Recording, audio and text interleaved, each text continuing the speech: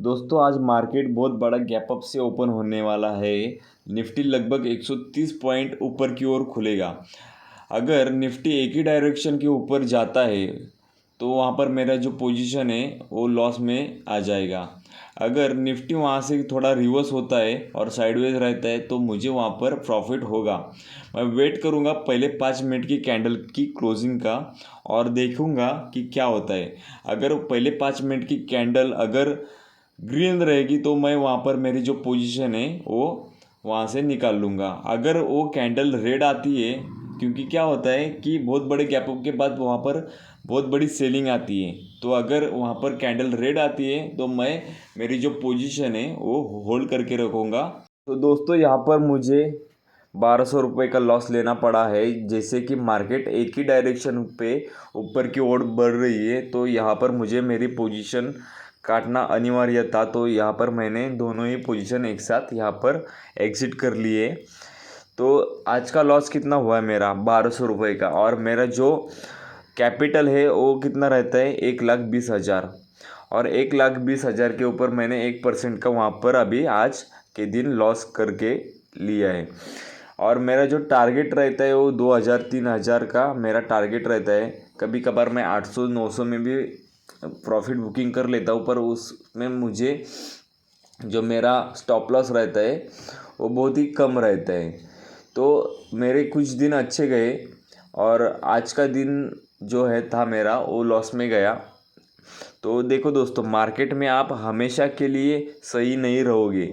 Market में आप गलतियां करोगे, मार्केट में आपसे गलती होगी, पर जब आपकी गलती होगी, जब आप गलत होगे तो आपको छोटा लॉस लेना है और छोटे लॉस से ही वहाँ से निकल लेना है।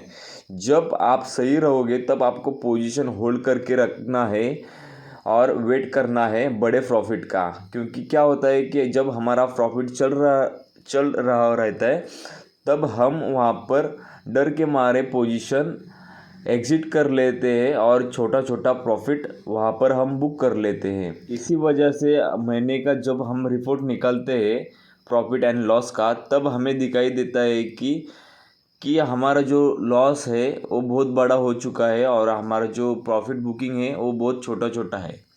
तो हमें वही चीज़ को अवॉइड करना है। हमें जो लॉस लेना है वो लिमिटेड लेना है, छोटा लेना है, और जो प्रॉफिट बुकिंग करना है वो बहुत बड़ा प्रॉफिट बुक करना है। तो इस वजह से हम हमारा जो पीएनएल है वो ग्रीन में लेके आएंगे और पॉजिटिवली लेके आएंगे।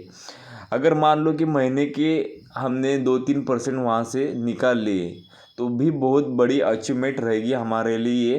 क्योंकि क्या होता है कि अगर मान लो 1 लाख के कैपिटल के ऊपर 2-3% कितने होते हैं, 2-3 ही हज़ार होते हैं। पर मान लो आपकी कैपिटल 10 लाख है तो उस 10 लाख के कैपिटल पे 3% कितना होगा, 30,000 का होगा। वैसे ही जब आपकी कैपिटल 20 लाख की रहेगी तब जो 3% है वो कितने हो गए, 60,000 हो गए।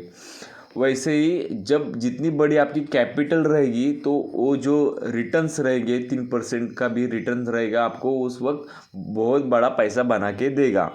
तो आपको कितना पैसा आना चाहिए वो नहीं सोचना चाहिए, आपको एक बिज़नेस की तरह वहाँ पर सोचना चाहिए कि मान लो मुझे इतने % का रिटर्न इस महीने में आना चाहिए, ये मेरा टारगेट है। मान लो मेरा 4 से 6% का इस महीने का टारगेट है और वो मैं अचीव करने वाला हूँ। तो इस वजह से अगर ये टारगेट रख लिया आपने तो आप आगे ग्रो कर पाओगे। नहीं तो आपने सोच लिया कि नहीं मुझे दिन के 1,000 रुपये निकालने के, तो आप वहाँ से आप पैसा गवा बैठोगे। क्योंकि क्या होगा, अगर 1,000 रुपये आपको नहीं मिल पाए तो आप वहाँ से और ओवर ट्रेडिंग करोगे, और ओवर ट्रेडिंग करने के बाद आप अपना जो लॉस है वो बहुत ज़्यादा कर लोगे। कभी कभार क्या होगा कि मान लो आपका टारगेट है 1,000 रुपये और 1,000 रुपये नहीं आया, मान लो 900 रुपये ही आ गया, और 100 रुपये टारगेट नहीं आया आपका, तो 100 रुपये कमाने के चक्कर में आप और ज़्यादा लॉस कर पाओगे और ट्रेड लोगे और लॉस भी और ज़्यादा हो जाएगा।